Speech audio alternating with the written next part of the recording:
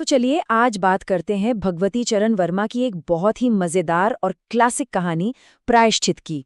ये एक ऐसी कहानी है जो व्यंग के जरिए मतलब सटायर के जरिए हमें अंधविश्वास की दुनिया में ले जाती है और दिखाती है कि कैसे डर का फायदा उठाया जाता है। कभी सोचा है कि एक मामूली सी बिल्ली, हाँ एक बिल्ली, धर्म और तो और अर्थव्यवस्था का इतना बड़ा संकट कैसे खड़ा कर सकती है? सुनने में अजीब लगता है ना? पर यही तो इस कहानी का वो सवाल है जो अंधविश्वास की जड़ों को हिलाकर रख देता है। तो कहानी की शुरुआत होती है रामू के घर से।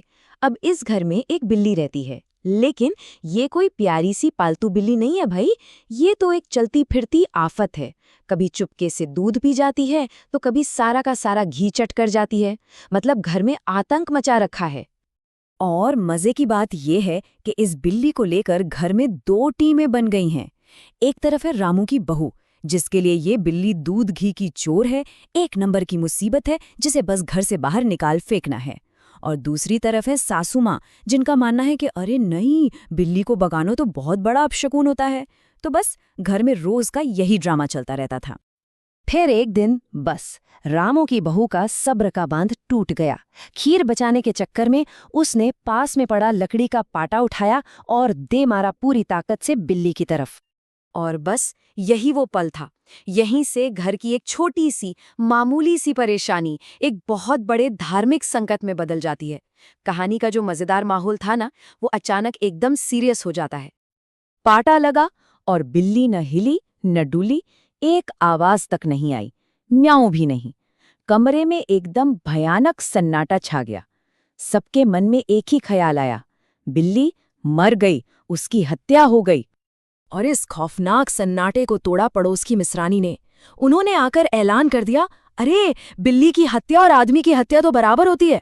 बस इतना सुनना था कि घर में कोहराम मच गया।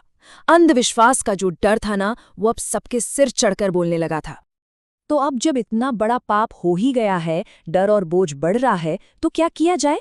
जाहिर है समाधान के लिए किसी विशेषज्ञ को बुलाया जाएगा, यानी शास्त्रों के किसी ज्ञाता को। तो सवाल ये था कि भई इस भयानक पाप से छुटकारा कौन दिलाएगा? कौन है वो ज्ञानी जो प्रायश्चित का मतलब इस पाप से मुक्ति का सही रास्ता बताएगा? और इसी सवाल के जवाब में धमाकेदार एंट्री होती है पंडित परम सुख की। तो जरा मिलिए पंडित परम सुख से। लेखक ने जो उनका हुलिया बताया है ना, वो ही उनके कैरेक्टर के बारे में सब कुछ कह देता है। कद है 4 फुट 10 इंच, कमर 58 इंच की, चेहरा गोल मटोल। मतलब उनका पूरा का पूरा रूप ही चीख चीख कर कह रहा है कि धर्म कर्म में रुचि हो ना हो भाई, स्वादिष्ट भोजन में तो बहुत ज्यादा है। तो पंडित जी मौके पर पहुंचते हैं, पन्ने वन्ने पलटते हैं और बहुत ही सीरियस होकर सोचने का नाटक करते हैं। और फिर वो वही कहते हैं जिसका परिवार को डर था।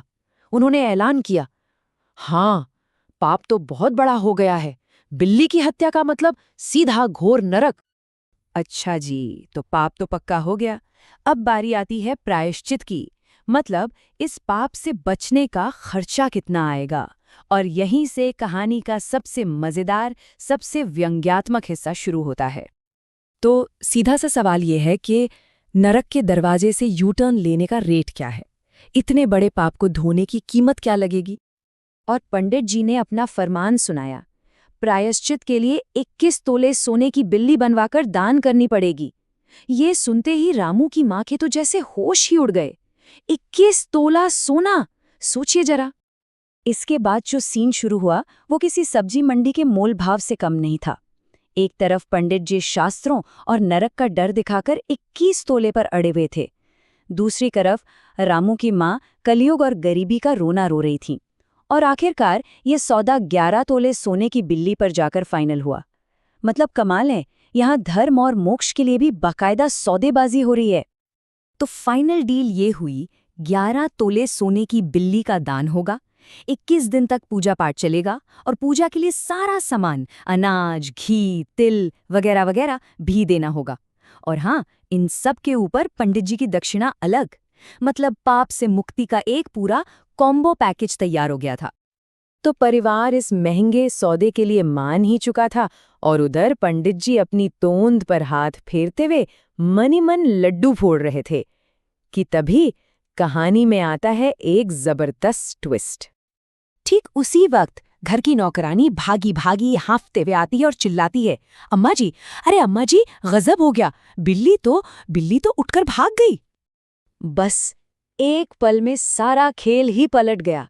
जिस पाप के लिए इतना बड़ा ड्रामा रचा जा रहा था, वो पाप तो हुआ ही नहीं था। वो डर, वो प्रायश्चित, वो सोने की बिल्ली, पंडित जी की पूजा, सब कुछ एक झटके में बेकार हो गया।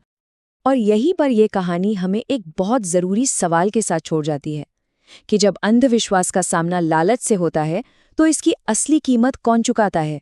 हमेशा वही भोला भाला इंसान जो डर के साए में जी रहा होता है। जरा सोचिएगा इस बारे में।